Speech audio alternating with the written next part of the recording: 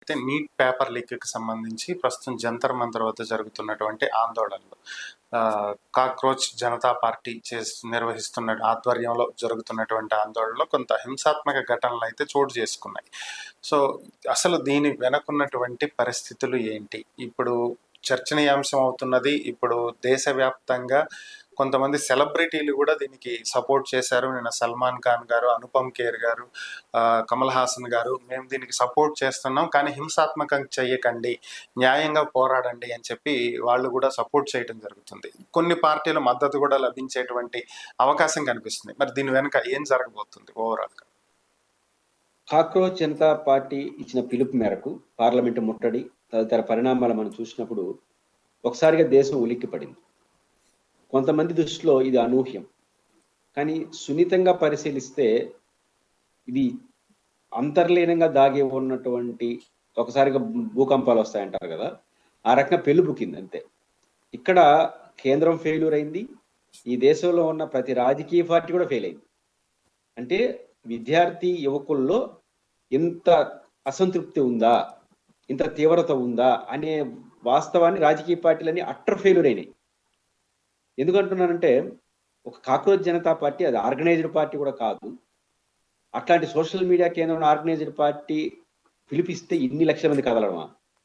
ఒకవేళ లక్షల మంది కాదు, వేల మంది కదిలినారు. కదిలితే ఈరోజు దేశవ్యాప్తంగా ఇతర రాజకీయ పార్టీలు పోరాటాలకు ఎందుకు వస్తున్నాయి ఆ పేరుతో? వాళ్ళ సంగతి పక్కన పెడతాం. అంటే నా పాయింట్ ఏంటంటే 22 లక్షల మంది విద్యార్థులు నీట్ రాశారు. వాళ్ళందరిలో ఈ చర్చ నడుస్తా ఉంది. వాళ్ళందరూ మా కోసం వాళ్ళు పోయారనుకుంటున్నారు. రెండోది, విద్యార్థులు వెళ్ళిన దాన్ని, యువకులు వెళ్ళిన దాన్ని, దేశం అంతా మా కోసం వెళ్ళారన్న భావన వస్తుంది. అది ఇప్పుడు గమనించారు. ఒక్కసారిగా ఉలిక్కి పడడంతో పార్లమెంట్ వేదికగా ఇప్పుడు అన్ని పార్టీలు ఏదో జరిగిపోయింది, ఒక సెక్షన్ ఆఫ్ పీపుల్ ఏదో అలజడి ఉంది, మనం కూడా అడ్రస్ చేయకపోతే ఎనుగుబడిపోతాం, అన్ని పార్టీలు ఇందులోకి వచ్చినాయి. అంటే ఒక రకంగా దేశ రాజకీయాలు ఇది ఒక సంచలనం. చరణ్ గారు బేసిక్గా, నేను కూడా భారత విద్యార్థి ఫెడరేషన్ SFIలో దాదాపు 10 years పనిచేశాను. ఆ అనుభవం కానీ ఇప్పుడు జరుగుతున్న పరిణామాలు చూసినప్పుడు విద్యార్థులు, యువకులు 25 years రిలేటెడ్గా ఉండే వాళ్ళలో ఇప్పుడున్న రాజకీయ వ్యవస్థ పట్ల, ఇప్పుడున్నటువంటి రాజకీయ పార్టీల నడక పట్ల, రాజకీయ నాయకుల వ్యవహార శైలి పట్ల, వాళ్ళ నియంతృత్వ పోకళ్ళు, రాచరిక పోకళ్ళు, అన్డెమోక్రటిక్ సిస్టమ్స్, అహంకారపు ధోరణుల్ని అసహించుకుంటున్నారు. మార్పు కావాలని కోరుకుంటున్నారు. అది మనకు తమిళనాడు ఎన్నికల్లో రుజువు అయింది. కాక్రోచ్ జనతా పార్టీ ద్వారా వస్తున్న స్పందనలో రుజువు అవుతా ఉంది. కాబట్టి ఇది ఖచ్చితంగా దీన్ని గమనించట్లేదు రాజకీయ పార్టీ, ఇప్పుడు ఉలిక్కిపడి గమనిస్తున్నాయి. రెండోది, ప్రభుత్వాలు అధికారులకు వచ్చిన తర్వాత ప్రజల్లో వస్తున్నటువంటి భావాలని అడ్రస్ చేయకపోతే తిరుగుబాటు ఇట్లా ఉంటుంది. మాకు అధికారం ఉంది కానీ మేము ఏ డిమాండ్ ఒప్పుకోనంటే వాళ్ళు రియాక్షన్ వస్తే ఇట్లా వస్తాయి. ఇక్కడ చర్చ అంతా ఇప్పుడు కూడా తప్పేం చేస్తున్నాయంటే, కేంద్ర ప్రభుత్వం కాక్రోచ్ జనతా పార్టీ సృష్టించిన ఆయన చుట్టూ వ్యవహారం నడుపుతా ఉంది.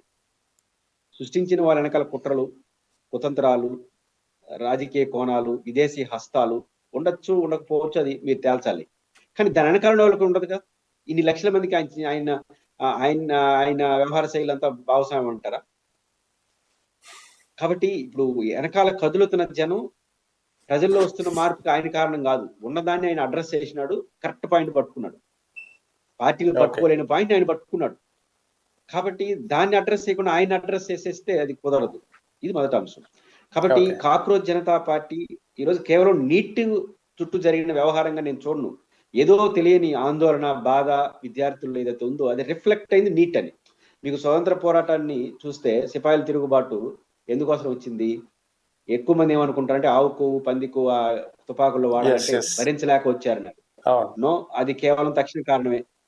అంతర్లీనంగా దాగి ఉన్న కారణం ఒక్కసారిగా బరస్ట్ అయింది. ఇది కూడా అట్లాంటిదే. నీట్ అనేది కేవలం ఒక అవకాశం మాత్రమే. ఎప్పటి నుంచో ఉంది బాధ, వేదన విద్యార్థులు, అది రిఫ్లెక్ట్ అయింది. దాన్ని ఇప్పటికైనా గమనించి మీరు అడ్రస్ చేయాల్సింది కాక్రోచ్ పార్టీ నిర్మాతగా ఉన్నటువంటి వ్యక్తి చుట్టూ కాదు, దాని వెనకాల కదులుతున్న విద్యార్థులు, యువకుల ఆకాంక్షలను కానీ అడ్రస్ చేస్తే దేశానికి, రాష్ట్రానికి, రాజకీయ పార్టీకి మంచి అవుతుంది. ఒకవేళ ఇలాంటి CJP పార్టీ లాంటి ఒక పార్టీనే ఏపీలో వస్తే పరిస్థితులు ఎలా ఉండే అవకాశం ఉందంటారు? దేశం అంతా ఒకే రకంగా ఉంది. ఏదో అంటారు మొరటు భాషలో, బలపం కట్టేవాడు ఎవడు అని ఉంటుంది వాతావరణం. దానికి బలపం కట్టినంటే పరిగెత్తుందని. ఇప్పుడు తమిళనాడులో ఎందుకు ఎవడు ఊహించాడు? ఏ జర్నలిస్ట్ ఊహించలేదు, ఎవరు ఊహించలేదు. విజయ్ని కూడా ఎట్టు చూసినారంటే ఒక సినిమా హీరో కదా, ఆయనకంటూ ఒక అభిమానులు ఉంటారు, వాళ్ళు ఓట్లేస్తారు, ఆయన ఎవరిని కొంపలు ముంచుతాడు, మొత్తాన్ని ముంచేసి పైకి వస్తాడని ఊరు అనుకోలే. ఆయనకు ఒక ఇమేజ్, సినిమా హీరో ఇమేజ్ ని మాత్రమే చూశారు. ఈ మార్పుని మన ఊరు చూడలేదు. కాబట్టి ఆయన ముఖ్యమంత్రి అవుతాడని మీరు నేను ఎవరు ఊహించలేదు. తమిళనాడులో కూడా ఇట్లాంటి స్వభావమే. ఒక స్టడీ ప్రకారం దేశంలో ఒక 25% మంది ప్రజలు అంటే యూత్ ఇప్పుడున్న సిస్టమ్ పట్ల తీవ్ర వ్యతిరేకత ఉన్నారు. కానీ ఓకే. చరణ్ గారు నేను కూడా కొంత స్టడీ చేస్తే అర్థమైంది ఏంటంటే, ఒక గొప్ప లక్ష్యం ఏంటంటే ఈ కొత్తగా ఫస్ట్ టైం ఓటర్లు, జెన్జీ ఓటర్లు అంటారు కదా, అది ఎస్. ఆంధ్రప్రదేశ్ లో ఫస్ట్ టైం ఓటర్లు మొన్న 24లో 7.5% వేసినారు. అంటే ఓకే. దాదాపు 30-40 లక్షల ఓట్లు. ఓకే. నాకున్న అంచనా ప్రకారం 30-40 లక్షల్లో 1 or 2 lakhs మినహాయించి అందరూ కూటమికి వేసినారు, పవన్ కళ్యాణ్ కేంద్రంగా. నేను చాలా మందిని స్టడీ చేశాను. వాళ్ళు కులాలు చూడట్లేదు, చాలా మంది కాపులు ఏం లేదు, అన్ని కులాల వాళ్ళపై గుద్దినారు. రీజన్ ఏంటంటే పవన్ కళ్యాణ్ ఒక హీరోయిజం, ఆయన చెప్పిన మాటలు, ఏమో అవకాశం ఇద్దాం, కొట్టడ పారేసినారు, అందరూ కలిసి చేసేసినారు.